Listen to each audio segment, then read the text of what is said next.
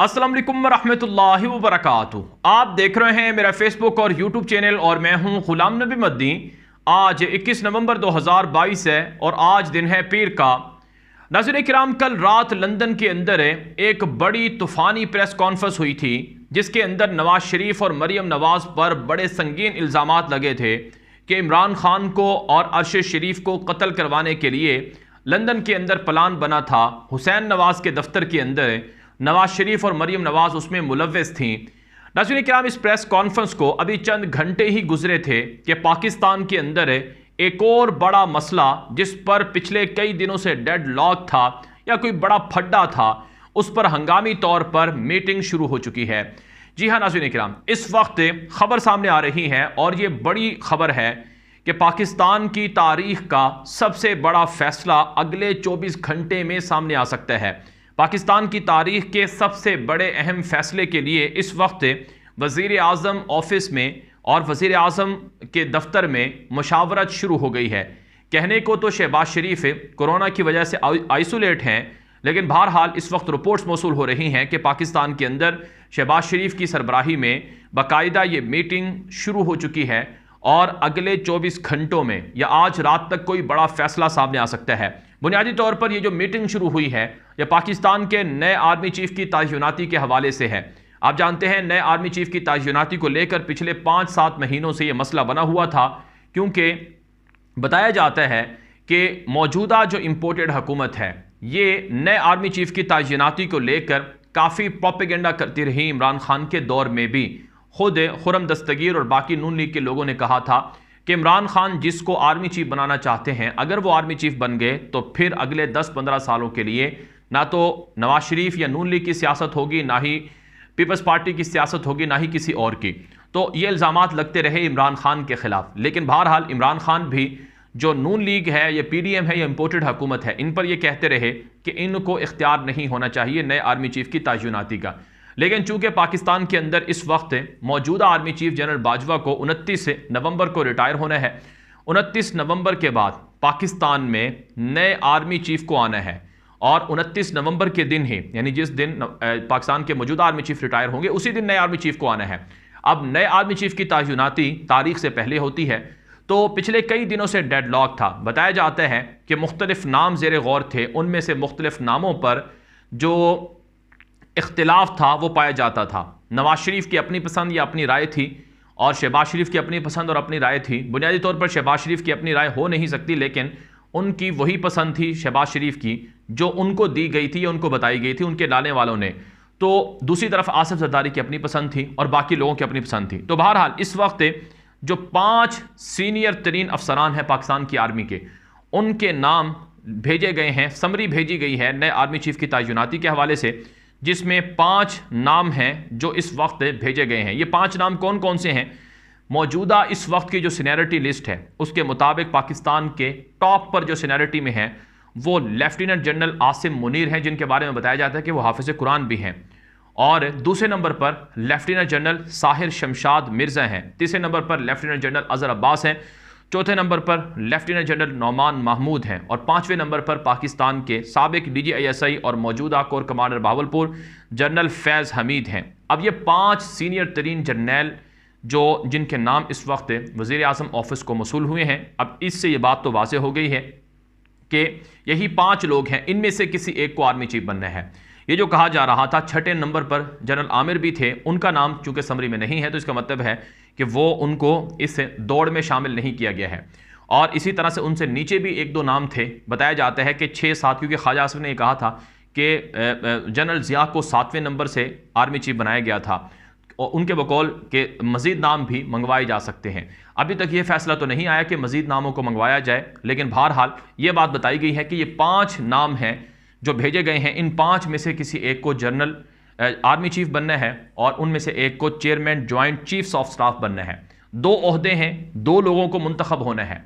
अब इस पर मुख्तलिफ क़यास राइयाँ हैं जो पहले से भी होती रही हैं और अब भी हो रही हैं।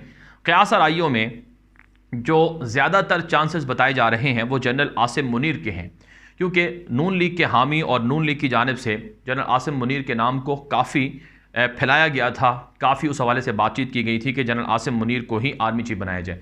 लेकिन अब यहाँ पर एक मसला ये भी दरपेश है, और ये यकीनन कानूनी एक मसला है, जिस पर बताया जाता है कि मुमकिना तौर पर यह मामला अदालत में भी जा सकता है कि जनरल आसिम मुनीर 27 नवंबर को रिटायर हो रहे हैं। यानी जब वो ओहदे का हल्फ लेंगे, वो अगर फ़र्ज़ करें, यानी अगर वो आर्मी चीफ बन जाते हैं तो फिर उनको 29 नवंबर को ओहदे का हल्फ लेना होगा। तो 29 नवंबर से पहले 27 को वो रिटायर हो जाएंगे। तो फिर ये जो 2 दिन का मसला है, गैप है, इसका क्या किया जाएगा? इस हवाले से बताया जाता है कि मुख्तलिफ तरह की कानूनी ऑप्शंस हैं जिनको देखा गया है और जिनको डिस्कस किया गया है, और मुमकिन तौर पर शायद ये मामला अदालत में भी जाए अगर फ़र्ज़ करें उनको आर्मी चीफ लगा दिया जाता है।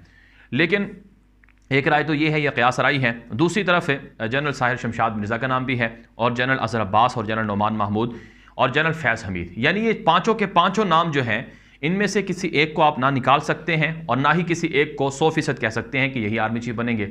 अब कुछ लोगों का तो ये भी दावा है कि सोशल मीडिया पर जिस तरह से दावे चल रहे हैं कि मुमकिना तौर पर जनरल फैज़ हमीद भी आर्मी चीफ बन सकते हैं, और ये कोई बईदस क़यास बात नहीं है कि जनरल फैज़ को आर्मी चीफ ना बनाया जाए। मुमकिन तौर पर ये भी हो सकते हैं, क्योंकि आमतौर पर 5वें नंबर वाले जो सीनियरिटी लिस्ट में ऑफिसर थे उनको इससे पहले भी नवाज शरीफ आर्मी चीफ बनाते रहे हैं, या नून लीग की तरफ से बनाया जाता रहा है। बहरहाल नाज़रीन इकराम, ये 5 नाम हैं, 5 में से किसी एक को आर्मी चीफ बनाया जा सकता है और किसी एक को जनरल जो चीफ हैं, chairman joint chiefs of staff हैं, वो बनाया जा सकता है। अब यहाँ पर जो सबसे ज़्यादा जो बात है वो 2 नामों पर है। एक तो जनरल आसिम मुनीर के नाम पर, एक जनरल फैज़ के नाम पर भी है। अब बहुत से लोग कहते हैं कि चूंकि जनरल फैज़ के नाम को लेकर काफ़ी तनकीद नून लीग करती रही है, तो मुमकिन तौर पर शायद ये ना हो।